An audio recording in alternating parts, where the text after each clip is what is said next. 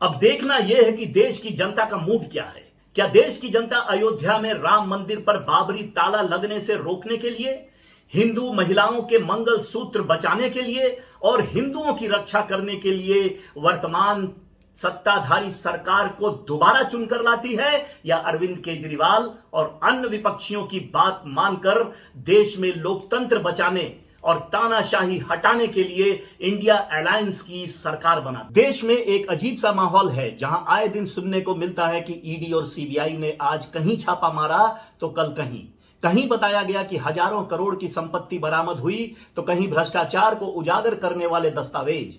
आरोप प्रत्यारोप चरम सीमा पर पहुंच गया, जहां एक तरफ सत्ताधारी पार्टियां ढोल बजाने से नहीं थकती कि ईडी और सीबीआई द्वारा छापेमारी एकमात्र भारत से भ्रष्टाचार हटाने के उद्देश्य से की जा रही है। बड़े बड़े राजनेता जो कहीं ना कहीं भ्रष्टाचार में लिप्त हैं, उन पर कड़ी कार्रवाई की जा रही है और उन्हें जेल भेजा जा रहा है। वहीं दूसरी तरफ सत्ताधारी पार्टी के नेताओं का कहना है कि ईडी और सीबीआई स्वतंत्र संस्थाएं हैं और उन पर सरकार का किसी प्रकार का हस्तक्षेप नहीं है, ये स्वतंत्र रूप से अपना काम कर रही हैं। वहीं देश का विपक्ष यानी अब का इंडिया अलायंस सरकार पर लगातार हमलावर है और कहने से नहीं थकते कि सरकार ईडी और सीबीआई जैसे संस्थाओं का अपहरण कर उनका दुरुपयोग कर रही है। विपक्ष का आरोप है कि सरकार विपक्ष के नेताओं को मनी लॉन्ड्रिंग के झूठे मुकदमे में फंसाकर उन्हें जेल में बंद रखकर विपक्ष विहीन सरकार चलाने की मंशा से कर रही है। विपक्ष का मानना है कि सरकार द्वारा विपक्ष के नेताओं को जेल भेजकर विपक्ष को कमजोर किया जा रहा है, ताकि वर्तमान लोकसभा चुनाव में भाजपा जीत हासिल कर सके। पिछले दिनों दिल्ली शराब घोटाले में एनफोर्समेंट डायरेक्टरेट और सीबीआई द्वारा आम आदमी पार्टी के सरकार के दो बड़े नेता संजय सिंह, राज्यसभा सांसद, और दिल्ली के उप मुख्यमंत्री और शिक्षा मंत्री मनीष सिसोदिया को मनी लॉन्ड्रिंग केस में गिरफ्तार कर लिया गया। आम आदमी पार्टी की तरफ से लगातार बयान आता रहा कि ईडी और सीबीआई को संजय सिंह और मनीष सिसोदिया के खिलाफ कोई सबूत नहीं मिला, फिर भी उन्हें गिरफ्तार कर लिया गया। गिरफ्तार ही नहीं बल्कि ईडी की तरफ से इनके द्वारा दायर जमानत याचिका का पुरजोर विरोध भी किया गया, ताकि उन्हें लंबे समय तक जेल में रखा जा सके। मामला इतने पर ही नहीं रुका। यूं कहें कि मामला तब जबरदस्त तूल पकड़ा जब दिल्ली के इसी शराब घोटाले में 21 मार्च को दिल्ली के मुख्यमंत्री अरविंद केजरीवाल को भी हिरासत में ले लिया गया। इस पर आम आदमी पार्टी के कार्यकर्ताओं का जबरदस्त धरना प्रदर्शन देखने को मिला। अरविंद केजरीवाल की गिरफ्तारी के खिलाफ जनता का आक्रोश साफ देखा जा सकता है।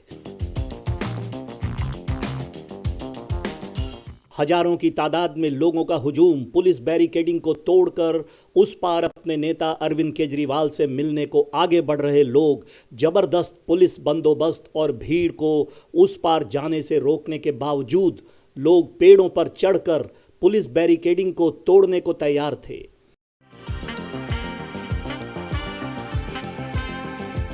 इससे अंदाजा लगाया जा सकता है अरविंद केजरीवाल किस तरह लोगों के दिलों में राज करते हैं। अरविंद केजरीवाल की ओर से सुप्रीम कोर्ट के वरिष्ठ वकील अभिषेक मनु सिंघवी ने कई बार जमानत अर्जी लगाई, पर हर बार किसी न किसी आधार पर ईडी के विरोध पर खारिज होती रही। दरअसल अरविंद केजरीवाल ने अपनी गिरफ्तारी को ही यह कहकर चैलेंज कर दिया था कि उनकी गिरफ्तारी पूर्णतः अवैध और गैर कानूनी थी। इसलिए उन्होंने सुप्रीम कोर्ट से अपने अरेस्ट की क्वैशिंग मांगी थी। इस पर सुप्रीम कोर्ट में लंबी बहस चली और आखिरकार 21 मार्च से गिरफ्तार दिल्ली के मुख्यमंत्री अरविंद केजरीवाल को सुप्रीम कोर्ट ने शुक्रवार को बड़ी राहत दी। सर्वोच्च अदालत ने उनकी गिरफ्तारी क्वैश करने के बजाय उन्हें 1 जून तक के लिए अंतरिम जमानत पर रिहा कर दिया। अरविंद केजरीवाल की यह रिहाई उन्हें 2024 के लोकसभा चुनाव में आम आदमी पार्टी के प्रत्याशियों के प्रचार के लिए दी गई।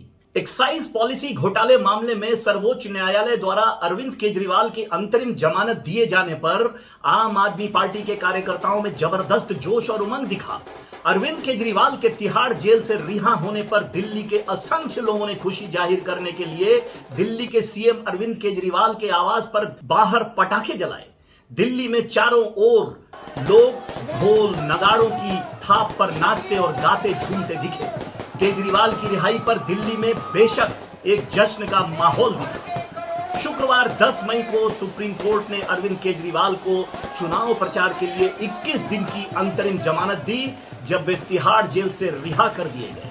तिहाड़ जेल से रिहा होने के बाद सबसे पहले आप सुप्रीमो अरविंद केजरीवाल ने आम आदमी पार्टी के कार्यकर्ताओं को संबोधित किया। आपको बता दूं कि दिल्ली के मुख्यमंत्री अरविंद केजरीवाल को दिल्ली में शराब के उत्पाद शुल्क नीति घोटाले से जुड़े मनी लॉन्ड्रिंग मामले में एनफोर्समेंट डायरेक्टरेट ने 21 मार्च 2024 को लगभग 9 बजे तब गिरफ्तार किया था जब केजरीवाल ने ईडी के 9 समन का जवाब नहीं दिया। लगभग 50 दिनों तक जेल में रहने के बाद 10 मई को उन्हें 1 जून तक के लिए लोकसभा चुनाव 2024 में चुनाव प्रचार करने के लिए अंतरिम जमानत दी गई।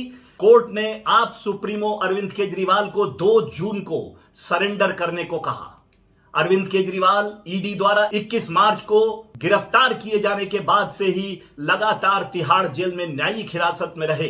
अंतरिम जमानत देते हुए अदालत ने अपने आदेश में साफ किया कि अंतरिम जमानत की अवधि में अरविंद केजरीवाल को कोई भी आधिकारिक जिम्मेदारी निभाने से बचना होगा। तिहाड़ जेल से बाहर आकर दिल्ली के मुख्यमंत्री अरविंद केजरीवाल ने सबसे पहले पार्टी कार्यकर्ताओं और दिल्ली की जनता को संबोधित किया और याद दिलाते हुए बताया कि उन्हें जब गिरफ्तार किया गया था तब लोगों से उन्होंने कहा था कि वे ज्यादा दिनों तक जेल में नहीं रहेंगे और जल्द ही वापस लोगों के बीच आएंगे। उन्होंने कहा कि उन्हें खुशी है कि आज वे हनुमान जी की कृपा और करोड़ों लोगों के आशीर्वाद से जेल से बाहर आ गए और लोगों के बीच हैं।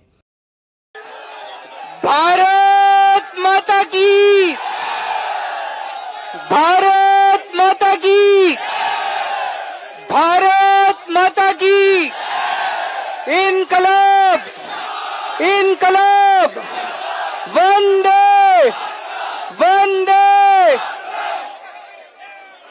आज आपके बीच में आके बहुत अच्छा लग रहा है।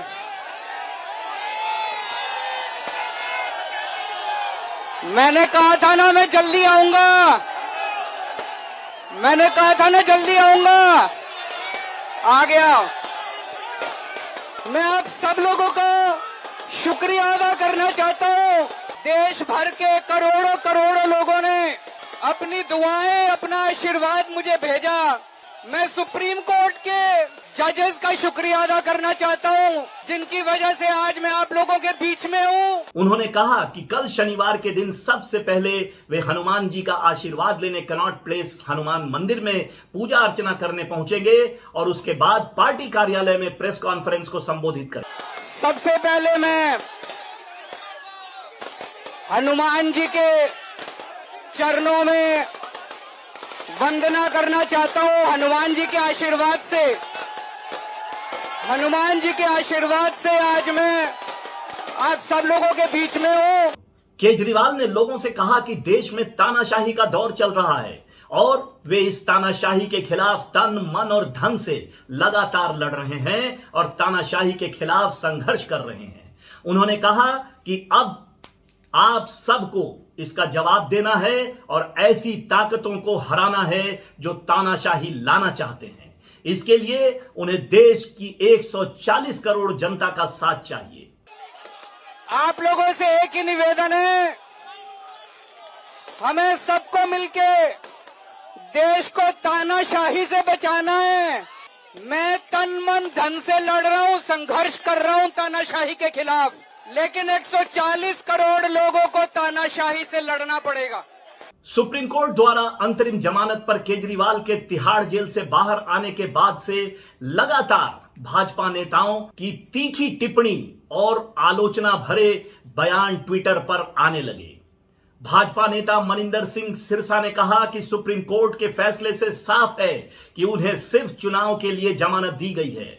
चुनाव के बाद 1 जून को उन्हें वापस जेल जाना होगा। अरविंद केजरीवाल जी शराब घोटाले में लिप्त हैं। आज मानयोग सुप्रीम कोर्ट के जजमेंट के बाद क्लियर हो गया। उनको 1 तारीख के लिए केवल चुनाव के लिए कोर्ट ने अलाउ किया है और 1 तारीख के बाद उनको दोबारा जेल जाना होगा। भाजपा नेता और असम के मुख्यमंत्री हेमंत बिस्व शर्मा ने कहा कि यदि अरविंद केजरीवाल के अंदर जरा भी आत्मसम्मान बाकी होता तो उन्हें इस तरह चुनाव प्रचार के लिए जमानत पर बाहर आने के बजाय अदालत से पक्की जमानत पर बाहर आने की मांग करनी चाहिए थी। पूर्वी दिल्ली संसदीय क्षेत्र से भाजपा के उम्मीदवार हर्ष मल्होत्रा ने कहा, अरविंद केजरीवाल शराब घोटाले के कारण जेल में थे और वह 1 जून तक एक तरह से पैरोल पर बाहर हैं। उन्होंने कहा कि वे अदालत के फैसले का सम्मान करते हैं और वे भी चाहते हैं कि अरविंद केजरीवाल चुनाव प्रचार करें, परंतु उन्हें लोगों को बताना चाहिए कि उन्होंने शराब घोटाला कैसे किया। हर्ष ने कहा कि इससे कोई फर्क नहीं पड़ता कि वह जेल में है या नहीं, क्योंकि यह निश्चित है कि उन्हें 2 जून को फिर से जेल में जाना होगा। केजरीवाल जी शराब के भ्रष्टाचार में अंदर गए थे और अभी वो सिर्फ एक तरह की पैरोल पे वापस आए हैं। मुख्यमंत्री होने के नाते कोर्ट के निर्णय का हम सम्मान करते हैं। उन्होंने बड़ी फेयर बात की है कि वो चुनाव का प्रचार कर लें। मैं भी चाहता हूं उनके मन में कोई कसक ना रह जाए, वो भी अपना चुनाव का प्रचार कर लें, बताएं कि शराब का घोटाला उन्होंने कैसे किया। मिंट में छपी एक रिपोर्ट के मुताबिक दिल्ली के मुख्यमंत्री अरविंद केजरीवाल को शुक्रवार को एक्साइज पॉलिसी मामले में सुप्रीम कोर्ट से अंतरिम जमानत मिलने के बाद पीपुल्स डेमोक्रेटिक पार्टी पीडीपी की अध्यक्ष महबूबा मुफ्ती ने खुशी जाहिर की और कहा कि इन दिनों देश में अंधा राज चल रहा है, किसी को भी जेल में डाला जा सकता है। बेल मिल गया, आपका रिएक्शन क्या रहेगा? देखिए, ये तो बहुत अजीब बात है कि जो बेल होता है दैट्स द राइट, वो कोई ऐसा नहीं है। जब तक आप किसी को मुजरिम नहीं साबित करते हो तब तक उसकी जगह जेल नहीं होती है, तब तक उसकी बेल उसका हक होता है। मुझे खुशी है कि अरविंद केजरीवाल जी को फाइनली बेल मिल गई, इंटीरियम बेल मिल गई। पर हम क्या कह सकते हैं, आजकल पूरे मुल्क में अंधा राज चल रहा है, किसी को भी आप जेल में डाल सकते हो और बेल मिलने में इतना वक्त लगता है, ये बहुत बुरा है। कांग्रेस सांसद शशि थरूर ने कहा, मैं इसे एक अच्छा कदम मानता हूं। मेरा निजी तौर पर मानना है कि यह और भी जल्दी होना चाहिए था। एक मौजूदा मुख्यमंत्री को, जो एक राष्ट्रीय विपक्षी दल का नेता है, उसे चुनाव प्रचार के दौरान गिरफ्तार करने का कोई औचित्य नहीं था। वे लगातार जांच कर रहे थे और 4 जून के बाद भी उन्हें गिरफ्तार कर सकते थे। चुनाव अभियान के दौरान ऐसा करने का उनके पास कोई कारण भी नहीं था। मुझे खुशी है कि सुप्रीम कोर्ट ने भी यही तर्क देखा और उन्हें जमानत दे दी। I consider this to be a good development. I feel personally it should have happened even sooner. It was no justification to arrest a sitting chief minister who is the leader of a national opposition party during an election campaign.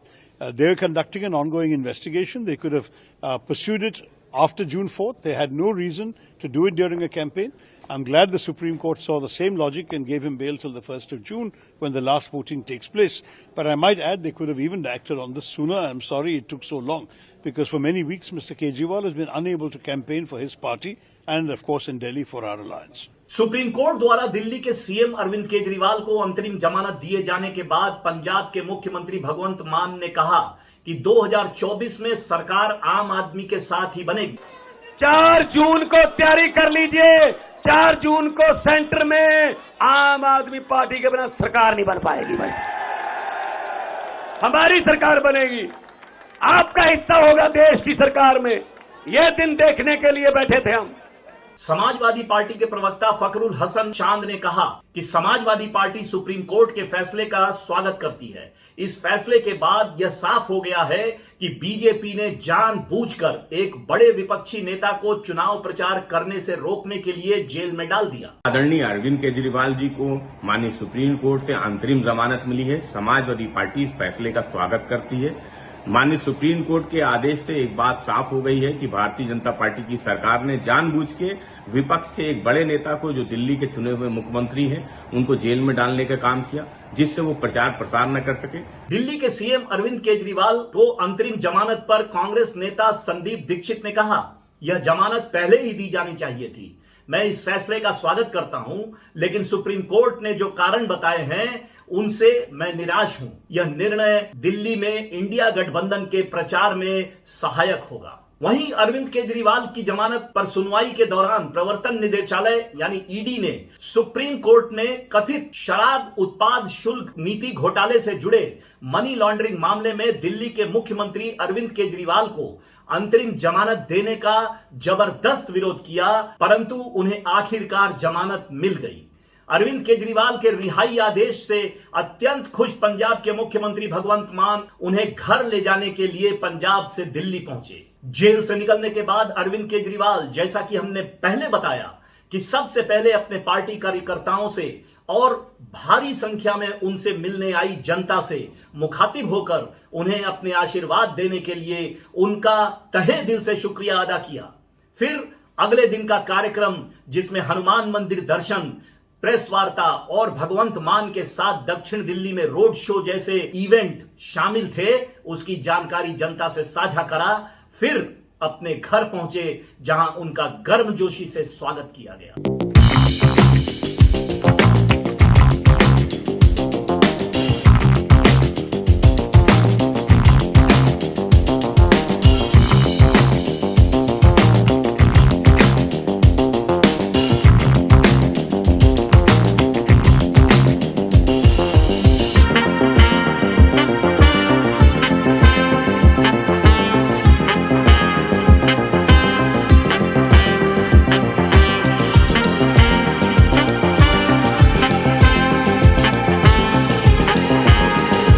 Kejriwal का मानना है कि 4 जून के बाद भाजपा और NDA की सरकार नहीं बन सकती। केजरीवाल के मुताबिक भाजपा और एनडीए गठबंधन हरियाणा, पंजाब, राजस्थान, बिहार, झारखंड, उत्तर प्रदेश, दिल्ली, कर्नाटक, पश्चिम बंगाल जैसे राज्यों में बुरी तरह पिछड़ती जा रही है और इनके पाले में 200 से 220 सीट भी आना नामुमकिन है। दोस्तों, अगर मैं गलत हूं तो मेरे को बताना। हरियाणा में इनकी सीट कम हो रही है, राजस्थान में कम हो रही है, कर्नाटक में कम हो रही है, दिल्ली में कम हो रही है, बिहार में कम हो रही है, महाराष्ट्र में कम हो रही है, कर्नाटक में कम हो रही है, बंगाल में कम हो रही है, झारखंड में कम हो रही है। बढ़ कहां रही है? यूपी में कम हो रही है। बढ़ कहां रही है? बड़े एक भी जगह इनकी सीटें नहीं बढ़ रही हैं। मेरा अपना मानना है, और सट्टा बाजार में भी वो चल रहा है, इनकी 220 से 230 के बीच में सीट आ रही है, उससे ज्यादा सीट नहीं आ रही। केजरीवाल ने कहा कि 4 जून के बाद इंडिया गठबंधन की सरकार बनेगी और आम आदमी पार्टी उसका हिस्सा होगी, जब हम दिल्ली को पूर्ण राज्य का दर्जा दे पाएंगे। मोदी सरकार नहीं बन रही है, केंद्र में इंडिया गठबंधन की सरकार बन रही है। आम आदमी पार्टी उस सरकार का हिस्सा होगी। दिल्ली को पूर्ण राज्य दिलाएंगे। दिल्ली का एलजी लोगों का एलजी होगा, दिल्ली का एलजी दिल्ली वालों का एलजी होगा। गुजरात से आया हुआ अभी, दिल्ली के लोगों का एलजी होगा, दिल्ली के लोगों का विकास होगा। लेकिन इसके लिए हमें मिलकर अपने देश को तानाशाहों से बचाना होगा। मैं अपनी पूरी ताकत से लड़ रहा हूं, पर इसके लिए मुझे देश के 140 करोड़ लोगों का समर्थन चाहिए। आने वाले समय के अंदर आम आदमी पार्टी ही देश को भविष्य देने वाली है, वो खुद भी मानते हैं।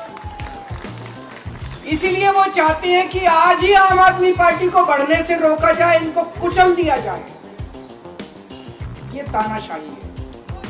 अगर उनको लगता है कि आम आदमी पार्टी आने वाले समय में बीजेपी को चैलेंज देने वाली है, आप अच्छे काम करो, आप देश को भविष्य दो। आज आपकी सरकार है केंद्र के अंदर, आप देश के लिए काम करोगे, आम आदमी पार्टी को कोई पूछेगा ही नहीं। लेकिन आप कुछ काम नहीं करो और आम आदमी पार्टी को कुचल दो, ये जनतंत्र नहीं है, ये इस देश की जनता पसंद नहीं है। तुम देश के सारे चोर उचक्के डकैतों को अपनी पार्टी में शामिल कर लो और केजरीवाल को जेल भेज दो। तो मैं भ्रष्टाचार के खिलाफ लड़ रहा हूं, तो आप भ्रष्टाचार के खिलाफ नहीं लड़ रहे प्रधानमंत्री जी। आप देशवासियों को बेवकूफ मत समझो। देश बच्चे बच्चे की जुबान के ऊपर हो रहा है कि सारे चोर चक्कों को अपनी पार्टी में शामिल करके और ईडी और सीबीआई के सारे केस उनके रफा दफा कर। केजरीवाल को क्यों गिरफ्तार किया? केजरीवाल को गिरफ्तार करके उन्होंने एक मैसेज दिया है सारे देश को कि अगर मैं केजरीवाल को गिरफ्तार कर सकता हूं तो किसी को भी गिरफ्तार कर सकता हूं। किसी कोई केस नहीं होगा, कोई मामला नहीं होगा, तब भी मैं तुमको गिरफ्तार कर सकता हूं। एक बेहद खतरनाक मिशन चालू किया हुआ है प्रधानमंत्री जी ने, बहुत ही खतरनाक। देशवासियों को यह समझने की, अब जब मैं बोलने जा रहा हूं, समझने की जरूरत है। उस मिशन का नाम है वन नेशन वन लीडर। देश के सारे नेताओं को खत्म करना चाहते हैं मोदी जी, और इसको 2 स्तर के ऊपर इस मिशन को चला रहे हैं। जितने विपक्ष के नेता हैं उनको जेल भेजेंगे, और जितने बीजेपी के नेता हैं उनको सबको निपटा देंगे, उनकी राजनीति खत्म करते जाएंगे, उनको सबको निपटाते जाएंगे। विपक्ष के अंदर आज इन्होंने मनीष सिसोदिया को जेल भेज दिया, संजय सिंह को जेल भेज दिया, सत्येंद्र जैन को जेल भेज दिया, केजरीवाल को जेल भेज दिया, हेमंत सोरेन को जेल भेज दिया, ममता दीदी के कई मंत्रियों को जेल भेज दिया, स्टालिन के कई मंत्रियों को जेल भेज दिया, केरला के सीएम के पीछे पड़े हैं। अगर ये चुनाव जीत गए, मेरे से लिखवा लो एफिडेविट के ऊपर, थोड़े दिन के बाद ममता दीदी जेल में होंगी, तेजस्वी यादव जेल में होगा, स्टालिन साहब जेल के अंदर होंगे, पिनराई विजयन जेल के अंदर होंगे, उद्धव ठाकरे जेल के अंदर होंगे, जितने विपक्ष के नेता ये सारे जेल के अंदर होंगे। अगर ये चुनाव जीत गए, इन्होंने बीजेपी का एक नेता नहीं छोड़ा, आडवाणी जी की राजनीति खत्म कर दी इन्होंने, मुरली मनोहर जोशी की राजनीति खत्म कर दी, सुमित्रा महाजन की, शिवराज सिंह चौहान जिसने मध्य प्रदेश का चुनाव जीत के दिया इन लोगों ने, शिवराज सिंह चौहान ने उसको मुख्यमंत्री नहीं बनाया, उसकी राजनीति खत्म कर दी।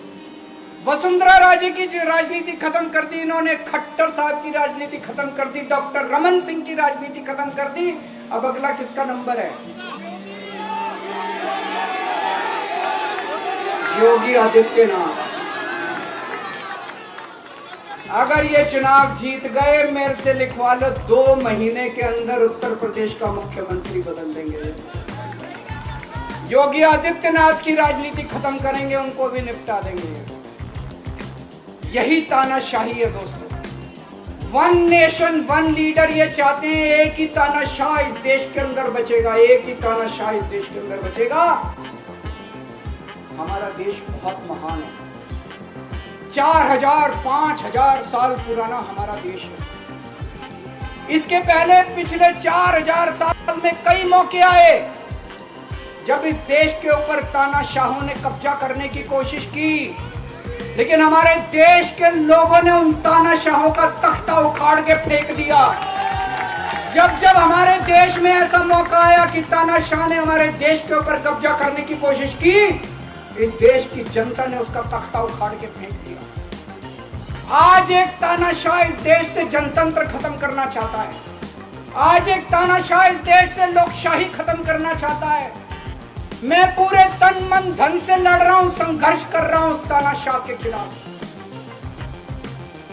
140 करोड़ लोगों का साथ चाहता हूं। मेरे अकेले के करने से नहीं होगा। 140 आज मैं आप लोगों से भीख मांगने के लिए आया हूं, 140 करोड़ लोगों से, 140 करोड़ लोगों से भीख मांगने के लिए आया हूं। मेरे देश को बचा लो, मेरे भारतवर्ष को बचा लो, मेरा भारत को,